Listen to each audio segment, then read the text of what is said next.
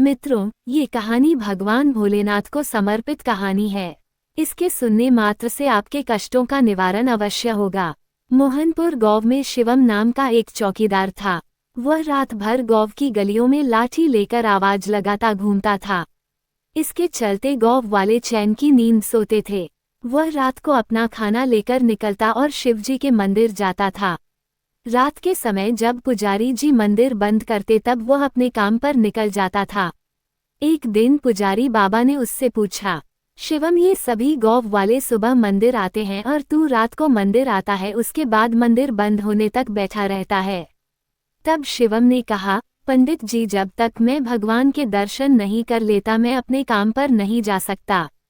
दूसरा, जब तक भगवान बैठे रहते हैं मुझे गौ की चिंता नहीं है, जब ये सो जाते हैं तब मैं गौ की रखवाली करने निकलता हूँ।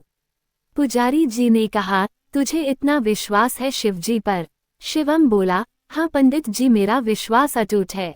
इसी तरह समय बीत रहा था। एक दिन मंदिर में एक सेठ जी आए और पुजारी जी से बोले, पंडित जी, मेरे कोई संतान नहीं है, मैं भगवान भोलेनाथ की पूजा करना चाहता हूँ। पंडित जी सेठ जी की पूजा करवा देते हैं। पूजा करवा देने के बाद पंडित जी ने कहा, भगवान ने चाहा तो तुम्हें अवश्य संतान की प्राप्ति होगी, लेकिन उसे लेकर मंदिर में दर्शन करने अवश्य आना।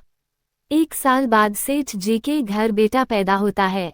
वे अपनी पत्नी व बच्चे के साथ मंदिर पहुंच जाते हैं। सेठ जी ने आते ही कहा, पंडित जी, भोले बाबा ने मेरी पुकार सुन ली।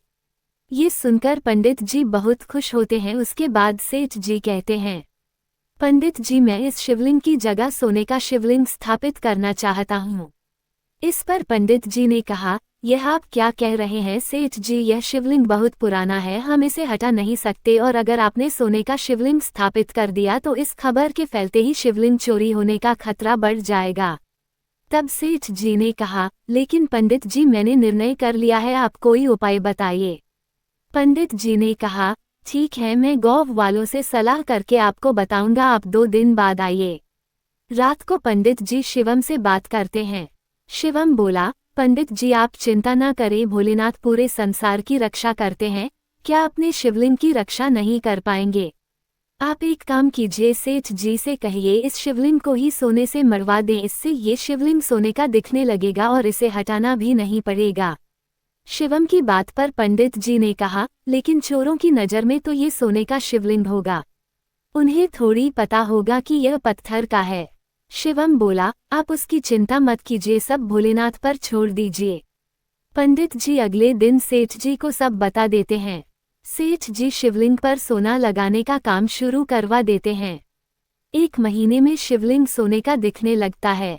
एक दिन पंडित जी शिवम को बुलाते हैं और कहते हैं, शिवम, तुम्हारी बात मानकर मैंने सेठ जी से शिवलिंग पर सोना तो मरवा दिया, लेकिन रात में इसकी रखवाली तुम्हारे जिम्मे है।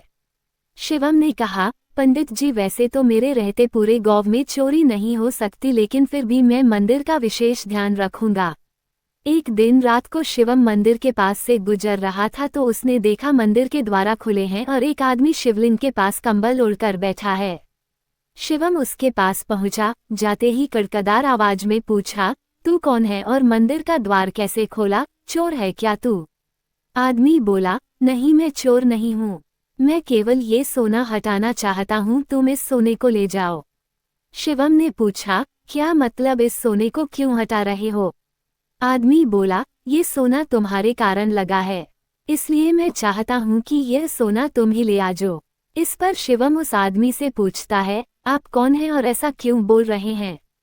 तभी वह आदमी भगवान शिव के रूप में प्रकट हो जाते हैं और कहते हैं, मेरे और मेरे भक्तों के बीच में ये सोने की दीवार खड़ी कर दी है। मेरे भक्त जो भी श्रद्धा से अर्पण करते हैं वे इस सोने पर ही रह जाता है, मुझ तक नहीं पहुंच पाता, और न मेरे भक्त मेरे दर्शन कर पा रहे हैं। शिवम ये सुनकर भगवान के पैरों में गिर जाता है। शिवम कहता है, प्रभु मुझे माफ कर दीजिए, मैं अज्ञानी समझ नहीं पाया, आप तक जल भी नहीं चढ़ पाया, मैं अभी इस सोने को हटा देता हूँ। ये कहकर शिवम उस सोने को हटा देता है। भगवान शिव उसे आशीर्वाद देकर अंतर्ध्यान हो जाते हैं। सुबह जब मंदिर खुलता है तो पंडित जी यह सब देखकर शिवम से पूछते हैं। शिवम उन्हें सारी बात बता देता है।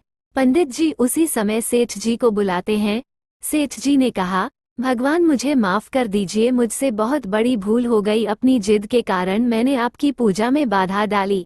उस दिन से मंदिर में पहले की तरह पूजा होने लगी।